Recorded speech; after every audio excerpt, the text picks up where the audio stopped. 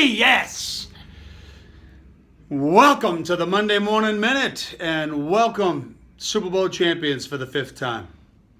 Yes, I'm from Boston, and sure, I'm going to gloat just a few minutes here over the exciting finish yesterday between the Patriots and the Falcons. Certainly my hat's off for the people down in Atlanta who lost today.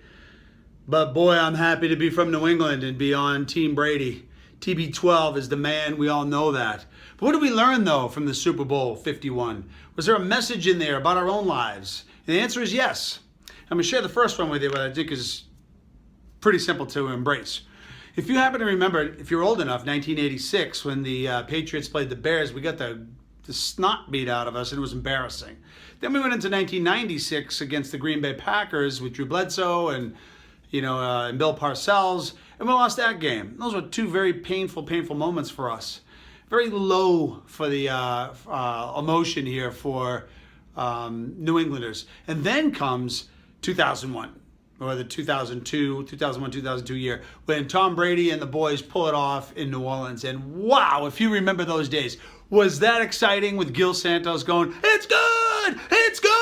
I mean, whoa, that was exciting times. And the reason that we were at such a pinnacle at that moment back then was because we suffered mightily in those other two losses. So, there are times in life when we go up and then we go down, and we have to recognize that ebbs and flows are normal and they're supposed to happen. It's how we deal with them that's the most important thing of all. So listen, 2 more years go by, 2003, 2004, Patriots win them both. It starts to feel like, this is old hat, we can do this every year.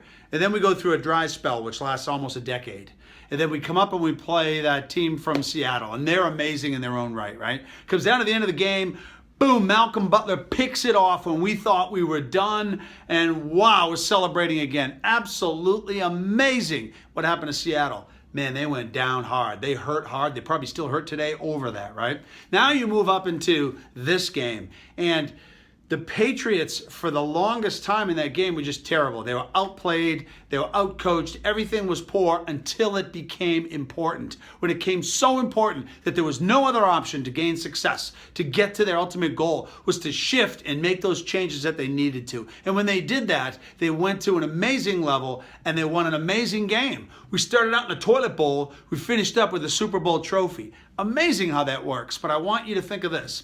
That team from Atlanta felt significant pain. What a sting for them. They certainly had it within their sights. They were so close from tasting that final fruit, and they couldn't pull it off. But what will be the pain like now in Atlanta today? I'm sure that people down there are really bummed out and suffering.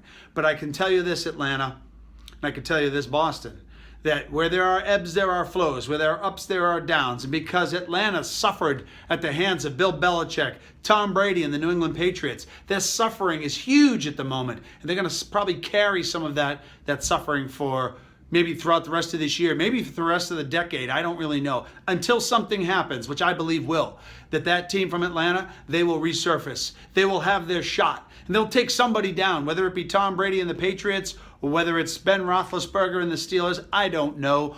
Only the future can tell. But we don't have to worry about it. I can tell you this, that they will win. And when they do, it'll be the most exciting thing ever. Simply because of the pain that they're going through right now, from the loss that they just went through. They will have this amazing triumph. That's why when teams seem to win so often and there's no storyline, whatever. They won in 2004, so what? They won in 2003 as well. It gets old hat. There's not much fun to it. Until somebody like Commissioner Goodell comes in and he creates this firestorm. And we should thank him. Thank our lucky stars that the commissioner stuck it to Tom Brady and the Patriots, because that's what made the wound deep, which makes the healing and the joy incredible. We would not be this elated, this excited about what happened last night unless Goodell and all those things that happened in the last couple of years stacked up against the Patriots. So be careful what you're angry about.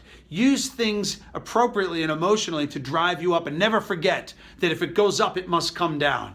And the Patriots are up. But I can guarantee you, if history repeats itself, which I'm sure it's going to, which it always has, we're going to be on the other unforgiving sting of the sword by which we live by in the near future again. And in that time, we'll need perspective. And this is the most important thing that I want to tell you today, that your perspective about these things is super important. It was only a football game, but it was really more than that to each one of us personally. And if we can learn to improve our emotional state, will be that much better off for it. So I want you to know that your emotional state is key. If you can control how you feel, then you will have a happy and joyful life. Listen, not for nothing, but when they were down 14-0 in that game last night, weren't your emotions all over the place? I was in the bathroom, I'm walking around the house. I finally was so upset at what was going on. I had to go to bed. I didn't even see the halftime show. My wife calls me back and says, get back out here, let's go. The game is getting interesting, so I do. Thank God I did, and I got up to do it. But managing my emotional state in that really tumultuous time was really difficult. Nobody would blame me for it. I'm sure you all went cuckoo as well. But just remember this, that under these major scenarios like a Super Bowl and something highly, highly emotional, regulating what your emotional state is will then predicate, or not predicate, it'll teach you what it'll allow you to decide what you want to do next. Remember, emotional state equals your behavior. Behavior equals your outcome. That's one thing that Tom Brady over everybody else has. He has emotional stability, and he has a command of his emotional state. And even though it looked bleak for the rest of us who watched it, to Tom Brady, it was just another amazing opportunity to write a script that would last forever. It would echo through eternity. For the rest of his life, he's going to draw from these emotional cues to overcome almost anything. And we, not for nothing, get to tag upon that on his coattails and realize that if we can maintain our emotional state in the toughest of times, then we can be amazing ourselves. So, congratulations to both teams for an amazing job well done.